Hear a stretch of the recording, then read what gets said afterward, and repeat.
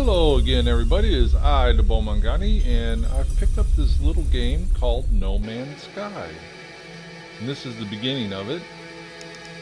Yes, that's the actual beginning of it. It started up and then kind of froze there for a second, and it freaked me out. I'm like, what?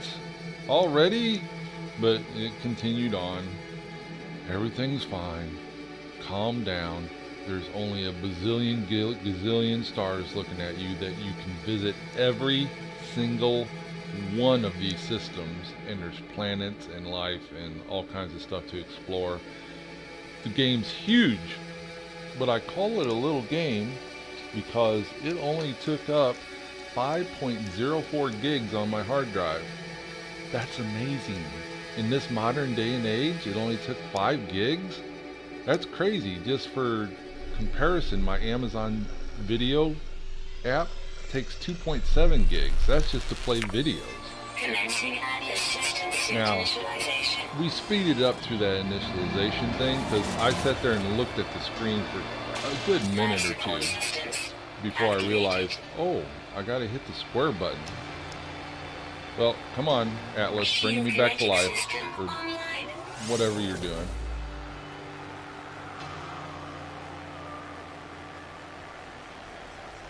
Scanner damaged. Repair required. Aerial propulsion jetpack online.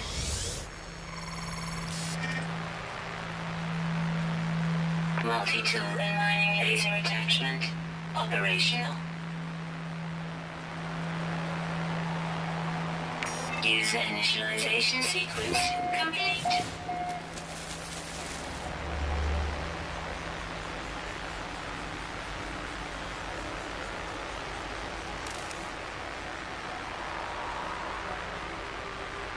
And off we go.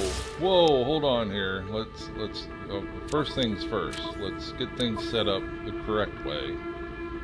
Let's get these controls inverted so I can understand what I'm doing here.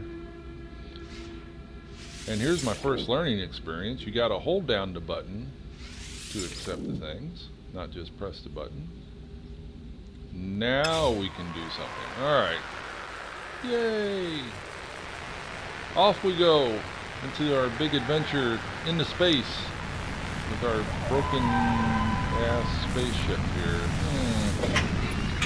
Okay. Alright, well, this is one of the big things I want to point out about No Man's Sky is it doesn't hold your hand. It's not near as bad as, like, say, Dark Souls, where it's just like, good luck, feller. But you gotta figure this stuff out. You gotta pay attention to what's popping up and read it and understand what they're saying, and actually come up with a plan of action. So this game's kind of right up my alley. It's gathering resources and exploring things. What is this? It's a talking red ball. Okay, great. This is actually my first choice. I don't know if this game has very many choices yet, but I had to decide right here to accept guidance or say, no, I'll figure it out on my own talking red ball. Now, from what I remembered, the little computer thing was telling me that Atlas was online or something. So I decided to accept guidance because either this red ball brought me back to life or it ran into my ship and what caused me to crash and almost die. I don't know what's going on. But I figured a little bit of guidance would make me better.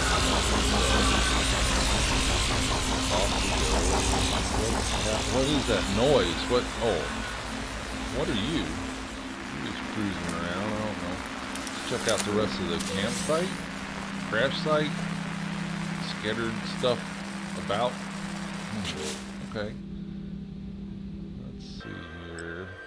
Checking out my menus, redeem bonus content. What? Okay. Bolt caster. Oh, good. Maybe this will be something that'll help me. New technology discovered. Open. Oh, great! It's not. It's something that I have to make. I have to gather the resources and build it. Okay. Yeah. Maybe I'm not into that as much as I thought. I was hoping I'd just pop it and it'd be like, oh, here's this thing for ordering it. There you go. There's more bonus content. Let's get to what's that? Photo something. Photo Nix Core. Something else I gotta build. And find resources and trader prism. Yay! I don't have to do anything. Okay. I just get that, so I don't know what it does for me, but there you go. And something else that I have to build. Some kind of shield enhancement. Alright. There's that little noisemaker.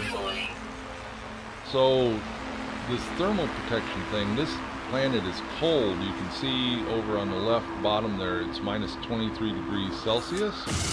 Which, I'm American, so what do I know about Celsius?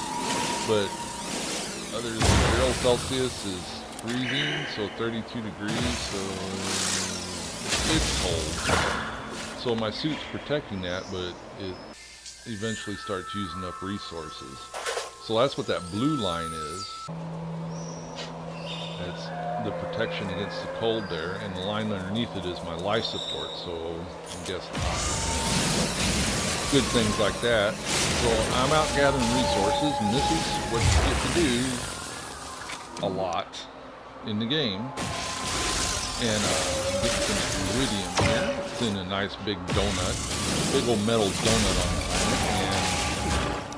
And I'm pretty sure iridium is important because it was very important in Mass Effect. You had to get a lot of iridium in Mass Effect going down on the planet. So I'm going to get all of this that I can because sci-fi rules, you know. There's all kinds of little squirrel rat things running around here. Now I know you're supposed to be able to scan them, but like I said, the game doesn't hold your hand. You got to go in and figure things out. Eventually I figured out that my scanner was broke and I had to fix it. So eventually I'll get to scan animals and put them into the big database and everything like that, but I couldn't do it right now. Here is a really cool view. I didn't expect this. Whenever I come over and I seen their caves and all this color and everything, I was just like, wow, this looks so cool. I was so excited to get into this game. And these clips were probably the first 2.5 hours of me playing.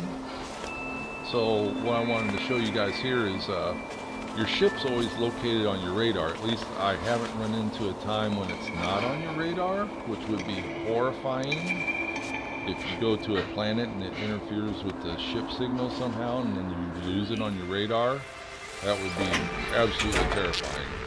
But it hasn't happened yet. So here we go, getting the ship. I've been out gathering stuff. Let's see if I can fix anything. So we needed 4 of these plates, and it told me I had to make them out of iron, so we gathered iron. So now we got, a micro-density fabric. That sounds important too. But right now, focus, Bo, focus. We gotta get these plates done, okay. And here we go. Trying to get the launch thrusters fixed, and now we get to charge them. And I don't have enough resources to fix that. Okay, here's the multi-tool. This is your gun. It's your mining tool and your protection at the same time. Okay, I recharged that. Yay. Recharge my mining beam, and evidently I could use that carbon to fix my scanner. So very quickly I'm learning I need a plan. I just can't go willy-nilly flopping around here. You really have to think about what you're doing. And I think that's going to be a big disqualifier for people that need their handheld, like in Ubisoft game that's got everything marked or tells you exactly where you need to go and what you need to do. A lot of people aren't going to really get into this game because of that. So be prepared.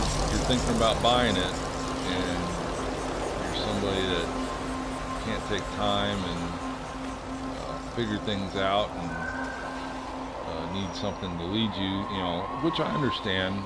You're playing video games for fun, and I've run into things in video games, puzzles and stuff that I'm like, just tell me what I need to do because I'm getting aggravated. So I understand that, but this whole game is just gathering resources and building things and coming up with a plan and doing stuff like that. So it's not a game for everybody, and it is slow.